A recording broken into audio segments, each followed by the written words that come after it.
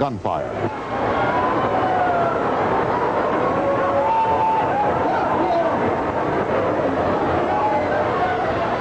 The Pope is shot, wounded, but not mortally. We'll have a complete report. From ABC, this is World News Tonight with Peter Jennings at the Foreign Desk in London, Max Robinson at the National Desk in Chicago, and tonight from New York, Frank Reynolds. Good evening. Now it's happened again. Less than 7 weeks ago, the President of the United States in the city of Washington. Today, the Pope in the eternal city of Rome. But now at the end of this dreadful day, we can say this with certainty. The surgery on Pope John Paul was completed after 4 hours and 20 minutes. Hospital officials say the operation was successful. Vatican Radio says the Pope is not in serious condition. Now for a full report, we go to our Foreign Desk in London and Peter Jennings. Peter? Frank, it was just after 5 o'clock in Italy. John Paul was doing what we've come to call his special thing, riding through St. Peter's Square in Vatican City, reaching out to touch the children held aloft for his blessing. Suddenly, shots from the crowd.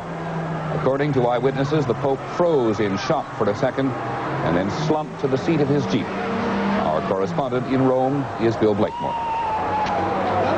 The Pope had already been driving slowly through the crowd for some 15 minutes in his open Jeep, especially designed to get him as close to as many people as possible, when, passing the same point in the square for the second time, the shots were fired. John Paul slumped into the arms of his private secretary, was rushed back out of St. Peter's Square, past the stunned pilgrims and tourists who moments before had been crowding close for a touch, a word, or a smile.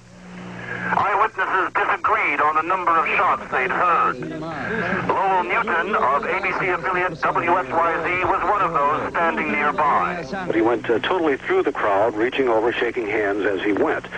And as he got back to the head of the crowd, we all thought he was then going up on the papal throne. But apparently he told his driver, let's go around one more time, and this time swing out a little wider, because he did come out further into the crowd, almost to the fringes. And as he passed perhaps 3/4 of the way through that swing, and as he was doing, gesturing, waving, and leaning way over, we all heard 3 quick shots in succession.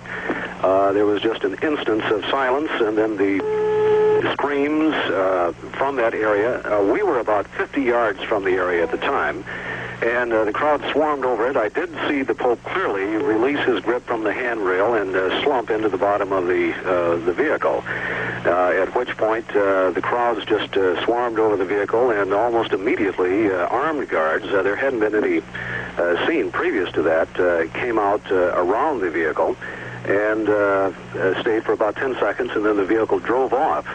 A lot of screaming and yelling going on, with the police apparently capturing a gunman or someone very near the scene. John Paul was raised in an ambulance to the modern Vatican-owned Gemelli Hospital on the edge of Rome. In an operation lasting over 4 hours, the doctors did extensive repair work on his lower intestines.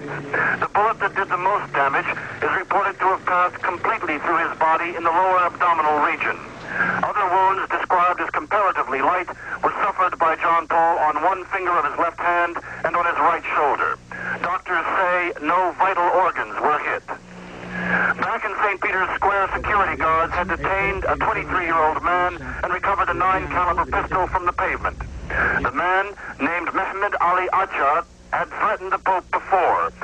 We'll have more about him later in this program.